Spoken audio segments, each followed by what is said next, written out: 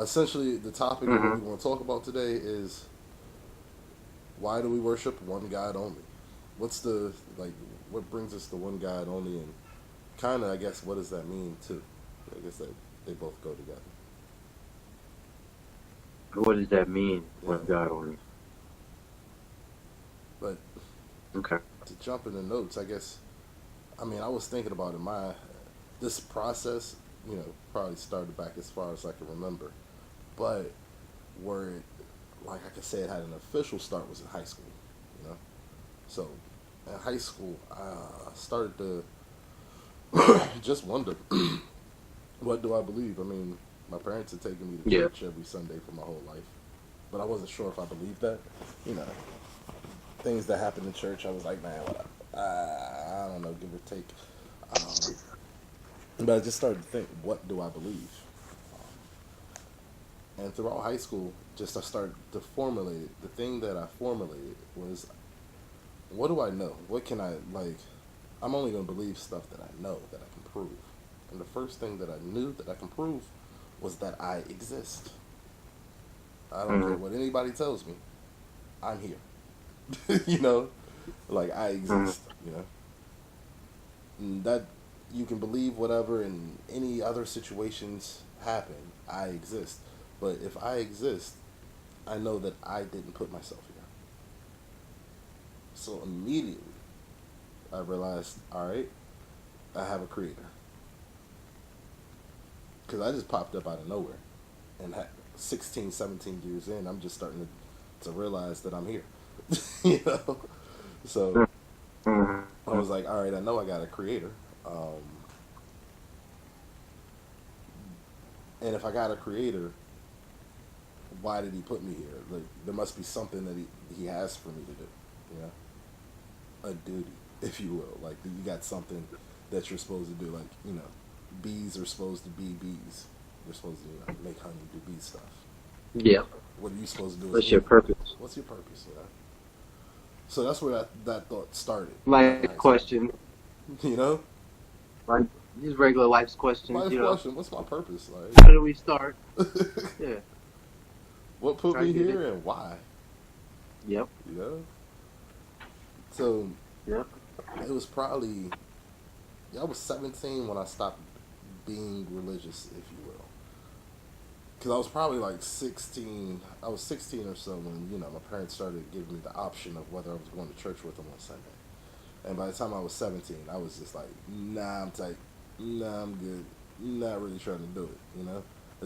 I wasn't feeling it. And the thing that I wasn't feeling the most was the structure of it. The structure of it didn't agree with what I just uh, realized that I believed. I believe that I exist. God made me, and He had to have made me for a reason. You know. Mm-hmm. But when I was in church, what I saw was my purpose here was vague. You know, but I should go. You know, I should do some rituals. I should do these rituals. And if I do these rituals every Sunday or so, then I can get to paradise. But while doing these rituals, I just have to believe that God had a son, and uh, God's son died for me, and that's the reason why I'll be able to get into heaven. And I was like, none of that makes sense to me. It just the rituals, especially. Because I used to just sit there and think, well, what if I lived during Jesus' time? What if I was Jesus? What if I was like around and I was Jesus? Did he do any of those rituals? Was he sitting in church singing? Was he sitting in temples singing, dancing? Nah, that wasn't what Jesus was doing, right? And I was like, all right, did Jesus even exist? you know? So I go through the whole little. It took me a while, but I like really got curious on that one, and I was like, all right, I'm gonna figure this one out and start doing some little light, 17, 18-year-old research. And I mean, it was enough to find out that there's no real physical proof of Jesus. But I knew in my heart that I believed that he existed no matter what, no matter what they say about him. I just knew in my heart Mm-hmm. he had to have existed at least, you know. So I'm thinking, if he existed, what religion was he? What did he follow? What did he worship? Very clear. He's very clear about it. He worshiped God. You know? His words in the Bible. You know, he worships God. There's only one God. He's telling everybody else, worship God. You know, greatest commandment, hear, O Israel, the Lord your God is one God. You know, so I was like, whoa, that's exactly what I just came to that I believed. That there's a creator, something that created me, that's God. And that's the one I'm going to worship. You know? Not anybody else. So from that point, I just stepped out of religion. I was just like, all right. Like, I stopped going to church. If anybody asked me what I was, I wouldn't say I was Christian anymore. I was just like, I don't know. I believe in God. Jesus probably existed. That's as far as I'm willing to go. And I did that for years. That was me for years, you know? And, you know, through college, these thoughts still came in my mind. What's your duty? And I mean, I'm living life in these years that I'm kind of going through this. Well, if you don't have any religion, you don't have any rules, really. You just kind of do whatever you want to do. So I'm doing whatever I want to do. I'm living life, you know? But, you know, living life caught up to me in a lot of ways. I mean, I ended up being depressed. Like, just, you know, you go through it. Living life, you think you're having fun, but you're always sad all the time, or you're always angry, or you're always in trouble. You know, it's just always something bad, right? So I had a girlfriend at the time that you know, if you was around me, I'd talk about the stuff that be on my mind. So she was around me, she heard the stuff, and she wasn't into Mm-hmm. religion. She was, I would say, into spirituality, but you know, all the depth that could take you, wherever that could take you, that's what she was into, you know. But she had come across some Islamic stuff. She had actually come across I forget the dude's name, but it's Miracles of the Quran. That was one of his books. Why Not to Eat Pork, and it was something else. So while we're dating and I'm in school,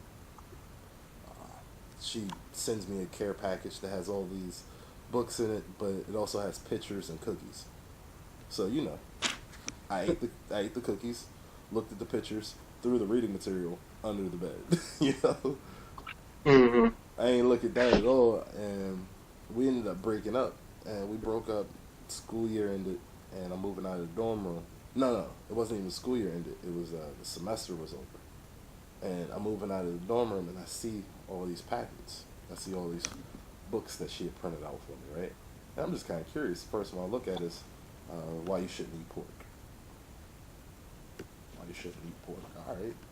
So I read the why you shouldn't eat pork Mm-hmm. joint, and it made sense immediately. I stopped eating pork immediately.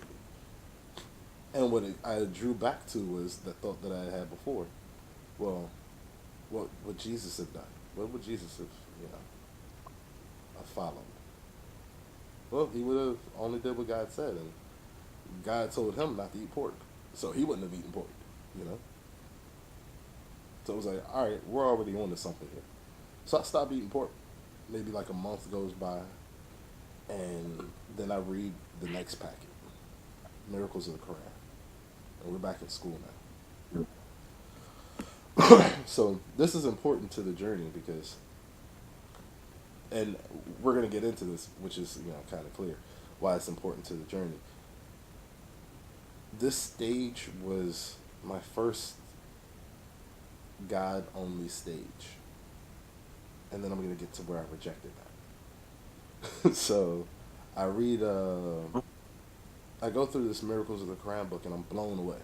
I'm literally blown away, and I have to talk to somebody about it. So I start asking, let's start talking to my roommate about it, and he happens to have a Quran, so we start going through this stuff, and I'm like, wow, this Quran is real, and it hit me. Like after I read that, and it hit me, I was like, whoa. If this is what I believe, if I believe this is the book from the God that created me, then I actually have to make a decision in life. I can't ignore this now. You know, I can't act like I didn't run into this, act like I didn't read this. I can't ignore it. Either I change my life and start, you know, living the way that God wants me to live, or I ignore it and I never really cared in the first place, you know? Mhm. So I was like, all right, well, I definitely have always cared, so whatever, I'm going to change my life. And that was the point when I went around saying, started saying, I'm Muslim, you know? And to my knowledge at that time, because I hadn't come across Muslims, you know? To my knowledge at that time, being a Muslim was you believed that there was only one God, you were a pure monotheist. Pure monotheist. So there's only one God, and the Quran is his revelation. That's the revelation, the newest, the most current revelation from this creator. That's what I knew Islam. Still hadn't met any Muslims. So I'm living life like that, you know. Going around, if you ask me, I'm Muslim. If you ask me, I'm Muslim. But I still hadn't read the Quran, you know. So I end up taking a trip overseas. I go somewhere, and on that trip, I did some wild stuff. Like I said, I didn't know how I'm supposed to be living. I'm just living life, but I know what I believe now, you know. But I'm wilding on that trip. Like I'm wilding. I'm doing stuff that you probably shouldn't do. I don't even talk about. And on the plane back, you have one of those introspective moments. You got a long flight, and I'm thinking, man, I don't know how that's gonna look on my record if I'm saying I'm Muslim. That's still stuff that I was doing when I wasn't Muslim, you know? Like, I don't know how that works. So I made a prayer. And I asked God to, and I remember this on the plane. Like, if you could put me on that same plane, I could probably walk you to my seat, you know? I asked God, I was like, show me, put me around people that know how to be Muslim, right? Which sounds cool, but that was the mistake. That was the mistake. All of this that he had put me through in my life, all of that, and then put the book in front of me. His book. I had already believed it. It was his book. But I'm asking him to send me people to help me. That was my problem with the first religion that I was with. You got to go through people, you know? But I know. That was my prayer. And I get back home, and God answered that prayer. I immediately, almost immediately, within 2 weeks, met Muslims, you know? And learned the rituals. Like, dove right into it. And I wouldn't say dove right into it, because I was still a little bit combative with them. Because, like, I was still drinking at the time. And I'd be like, I remember this especially. I run into one convert who had converted probably a few months before me. And he's out, kind of talking about it. And I'm walking around with a bottle. Like, drinking it straight out the bottle. You know? And he sees me, and he's like, yo, Aki, you can't be doing that, right? I'm like, get out of here, man. You're not telling me I can't do nothing. If God don't say it, I don't believe it, you know? That's where I was at with it, you know? So he was like, nah, he said you can't do this. So, and real live, that's how the conversation went. But after that conversation, it made me think, it was like, I really don't know if God said to or not. I got to read the Quran. So I started reading the Quran, like, actually seriously, for the first time. I actually started reading the Quran. And I drank until I got to the point where Allah mentions drinking. And as soon as I had gotten to that point, threw the bottle away. I think I had bought a bottle for that night. And threw the bottle away, you know? So, subhanAllah, that was enough for me to go back to that brother and be like, alright, what's the other goods? You know? And he got me hooked up with the hadith. You know? Put me with the Muslims. It's like, first thing you gotta learn how to do is pray. You gotta learn how to pray. I met these Muslims. They teach you how to pray. So I go learn how to pray. All of that, right? And I mean, I go through and do the whole experience. And when I say I go through the whole experience, and you notice, I learned the different hadith rituals. You know, what should you what should you do this time, and what can you do for extra good so you can get extra high in paradise. Stuff like that, right? Mm-hmm. And that's where it started to hit me. I I fell back into the first religion that I was in. It was the same thing. Rituals that I didn't really think that the prophet, the rituals are claimed for, what it did. And I'll tell you, the the first practice that comes to mind with that is before you go to bed. If you look up a hadith book, just go get a hadith book on what you should do before you go to sleep, and look and see what the prophet did, what the sunnah is, what the prophet did before he went to sleep. Right? It's gonna it's gonna have you with a ritual that lasts about an hour and a half. I'm serious. I used to sit there. I would do the dhikr first. 100 times each finger. You can't see my fingers. 100 times each finger. Just kind of going through them, and then you say your surahs, and then your extra dhikr. And that after laying in bed for an hour doing this every night before I go to sleep, like, dang, it take me an hour before I get to sleep. I used to think, did the prophet really do all these extra salah, talk to all these extra people? Because I mean, he was doing extra salah. They tell you go through everything he was doing. He's still in the masjid right now.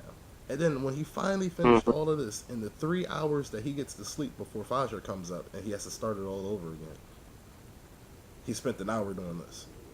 So he slept for 2 hours a day, you know, or something ridiculous. I was like, it just doesn't make sense to me. You couldn't get that to jive with me, right? So I just stopped doing it, but I was still doing all the other rituals. But then I started, running into the confusing rules of these other rituals. And what do I mean by the confusing rules? Well, you go, let's say for what they call salah or prayer. You go to this masjid and everybody says, brothers, your feet should be touching. You go to this masjid, nobody's feet are touching. You go to this masjid, everybody's hands are up like this. You go to this masjid, their hands are down like this. You go to this masjid, their hands are beside their side. Little stuff like that, right? And it just used to make me think, which one is right? And if they're all right, why does anybody care? Why do they keep saying, like, why is it even a point of discussion if they're all right? It doesn't matter, you know? So I was like, well, where do I find the right answer? Shouldn't the Quran have it? So I started back reading the Quran again. And when I started back reading the Quran again, things just started to pop out. The next thing, I mean, you're talking about Salah. First thing, Allah tells you his book is fully detailed. So, that pops out at me. It's like, yo, why are you looking for details somewhere else when his book is fully detailed? And just stuff like that, things where the rules weren't necessarily matching the Quran. And the biggest one has to be the Salah out loud part, because that one really it made me sit back and actually say, whoa, I've read this ayah, I have this other thought. Am I going to ignore the ayah that I read and do what I want, or am I going to do what Allah says? Allah says, don't speak your salah aloud or silently. But we do it on loudspeakers and we do it silent half the day. And that was really the straw that broke the camel's back for me and brought me back to what I originally started with, I guess, is that there's only one God to worship, the one that created me. He takes care of me, he provides for me, he protects me, he guides me. And God willing, on the day of judgment, it'll be him that gives me mercy and brings me into paradise. So that's kind for of sure. my one God story. Yeah, I mean that it's truly amazing because you went from living your life a certain way and then going out on your own and starting to really think for yourself and start questioning stuff, and then you went through experiences and highs and lows, and you prayed to God, and God just kind of pushed you along the path Subhanallah. in order to get to where you're at today. It's really when you as you were telling your story, I'm sitting here thinking about my life, and it, it's kind of similar in certain ways.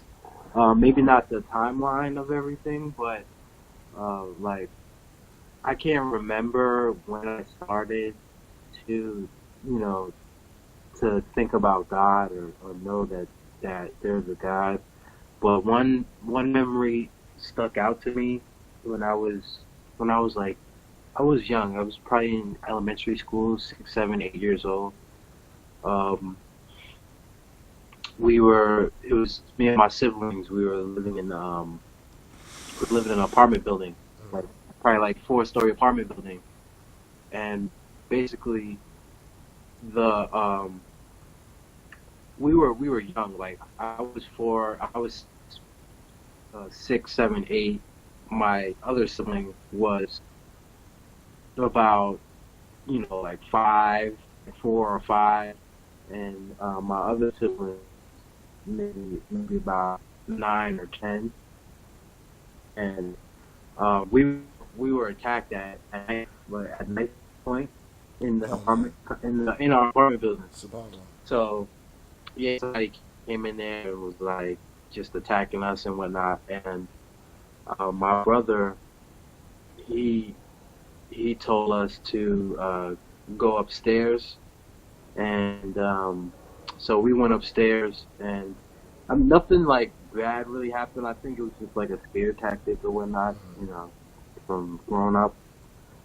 And so after a while, that person left, and we all went upstairs and whatnot. And that night, you know, if I knew I believed in God before then or after, but that night I prayed to God, and I prayed to God hard that night. And um, the next day, literally the next night, my prayer was answered. Subhanallah. Like it was answered crystal clear. Like it was like what exactly I asked for, I got exactly. Like what they say, be careful what you wish for. Yeah. Like in this case, like I prayed for something exactly, and I got exactly what I prayed for. And Subhanallah. this was like I was like 8 years old when this happened. Like 7, 8, Yeah. and for me it was just like whoa, like I didn't know I had, I didn't know that could really happen. You know what I mean? I'm just like I got I'm just like access. yeah, like this is crazy. Like you feel like you done cracked the code. And I was big on video games as a kid, so it's just like this was like something like Yeah. the highest level type stuff.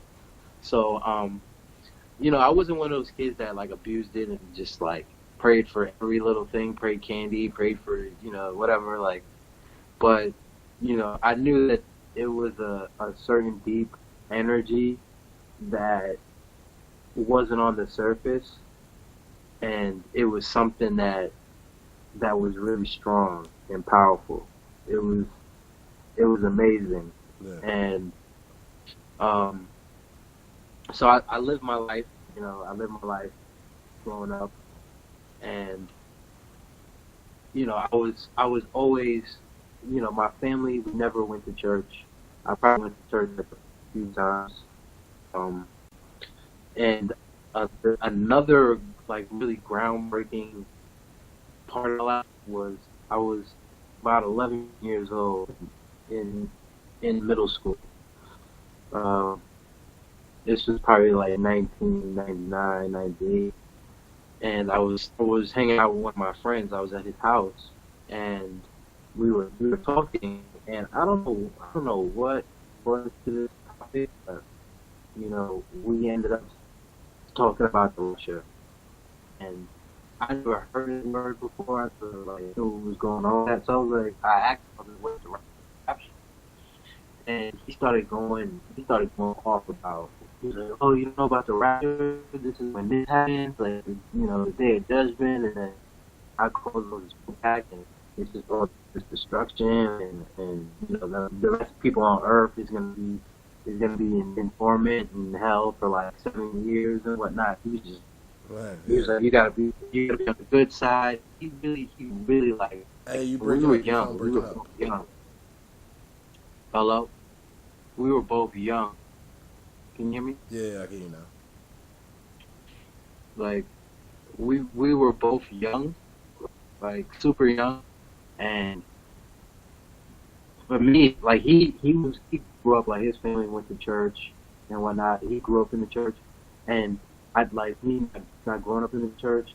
I immediately was like,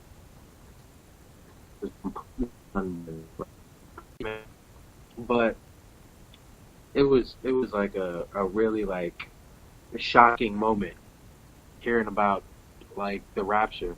So I remember going back home and dusting off this Bible that my mother had on the top of her it was on the top of a shelf, like a five bookshelf or whatnot, 5-tier bookshelf, Yeah. and it was white with gold pages, and Everybody it was knows that Bible. it was like